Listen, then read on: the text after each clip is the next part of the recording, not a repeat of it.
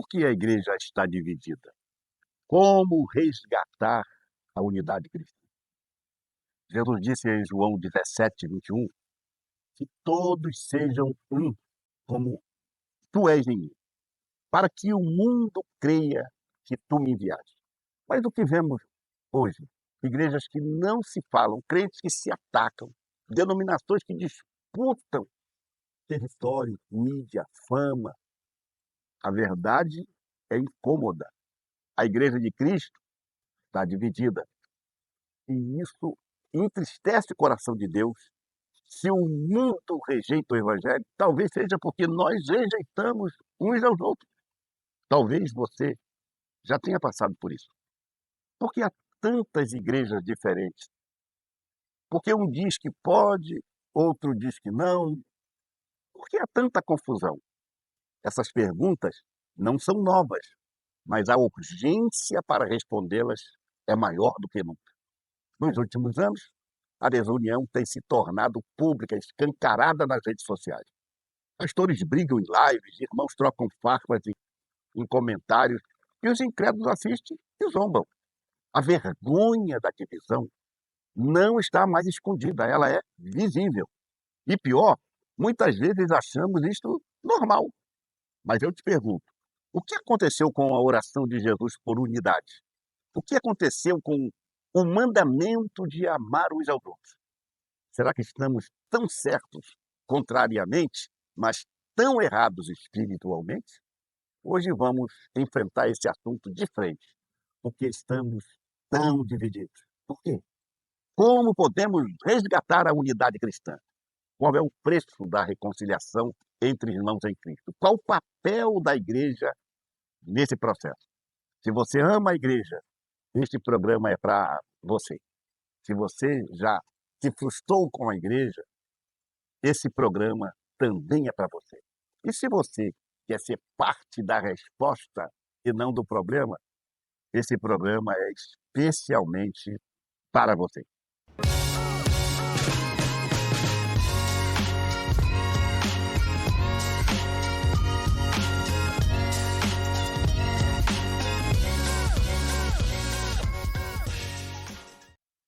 Este é mais um episódio do Papo Generoso, e aqui a gente conversa com profundidade sobre temas que importam para a vida cristã e para a igreja do Senhor.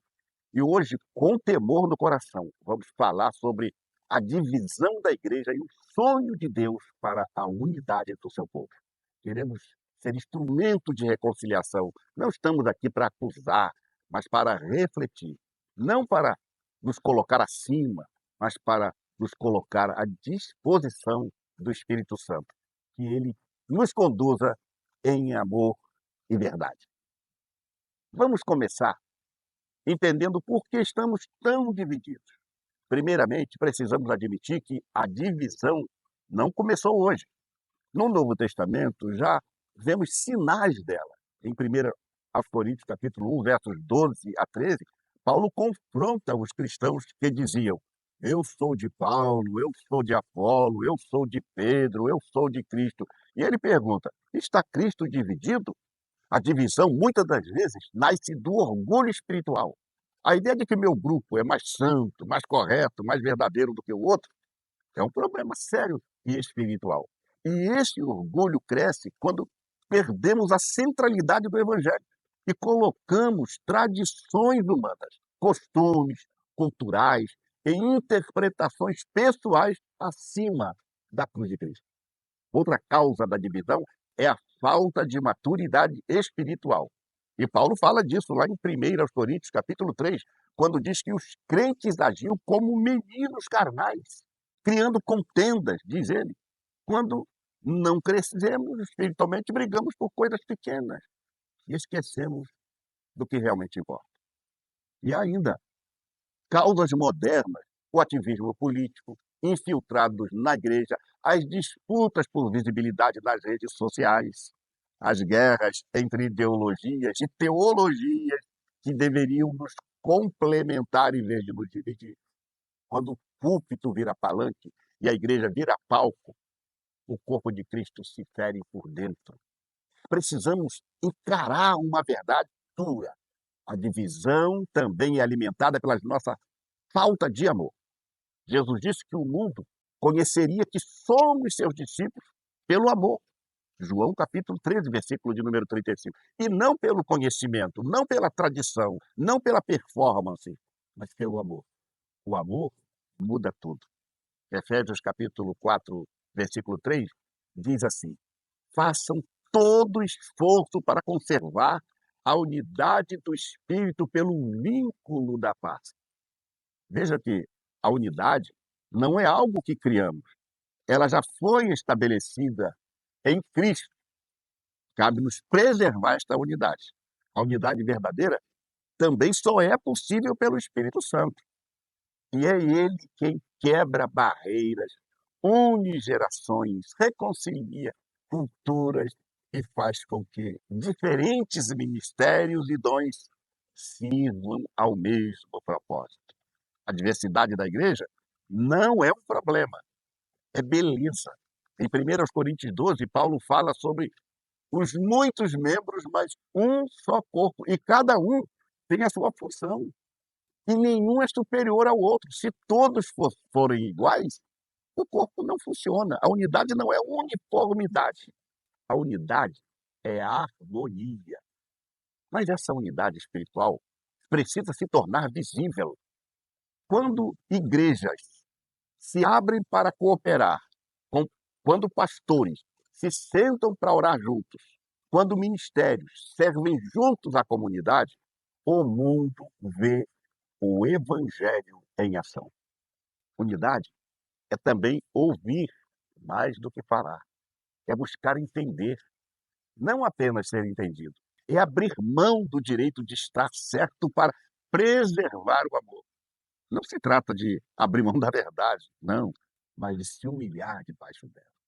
Unidade é fruto do Espírito. E os frutos do Espírito são amor, paz, longanimidade, benignidade. Não são opcionais, são sinais de que pertencemos ao mesmo Rei. Agora,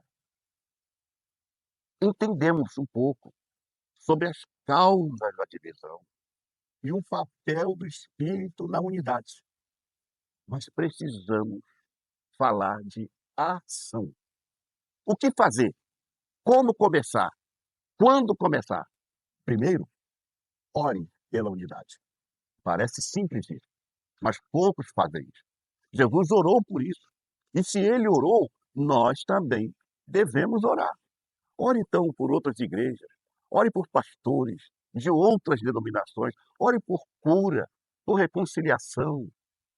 E outra coisa, pratique a honra, fale bem dos outros, pare de criticar publicamente pelas redes sociais o corpo de Cristo.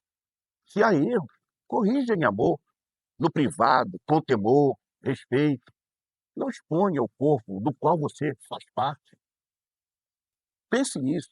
Terceiro, coopere sempre que possível. Campanhas evangelísticas, ações sociais, eventos de oração são oportunidades que Deus nos dá para mostrar que o reino dele é maior do que as nossas placas denominacionais. É uma igreja unida. Uma igreja unida impacta mais. E é isso que o Senhor quer. Em quarto lugar, volte ao essencial e livre-se do acidental. Centralize sua fé em Cristo. Não são os métodos, mas a mensagem. Não é a liturgia, mas o amor da liturgia. Redescubra a cruz como ponto de encontro e não de separação. O quinto motivo que você deve entender é perdoe. Talvez você tenha sido ferido por outra igreja, por outro irmão, por outra pessoa, mas guardar mágoa é servir ao inimigo. Liberar perdão é abrir espaço para o Espírito Santo. Em sexto lugar, comece por você. Não espere que os outros mudem. Esse é um grande problema. Nós queremos que as pessoas mudem, mas nós não mudamos. Então, seja você o agente da unidade, é começar por você. Como diz Romanos 12, 18.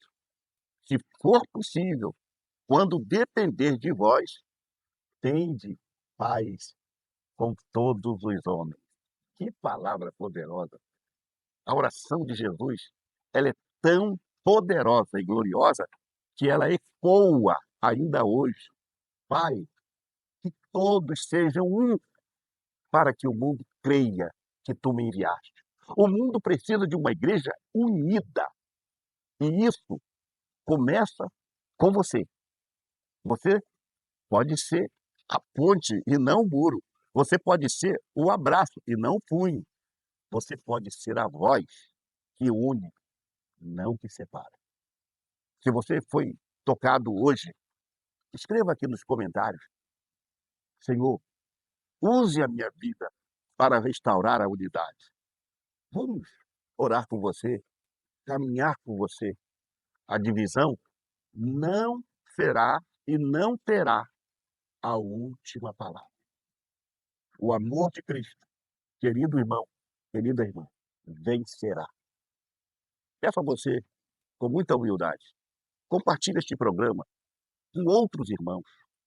Vamos espalhar a mensagem da reconciliação e que o Espírito Santo cure nossas feridas e nos una novamente em um corpo vivo, forte e operacional. Esse foi mais um Papo Generoso. Que Deus te abençoe e que o amor de Cristo, que excede a todo entendimento, nos mantenha unidos até que Ele volte. E Ele voltará. Deus te abençoe rica e preciosamente em Cristo Jesus, o nosso Senhor. Amém.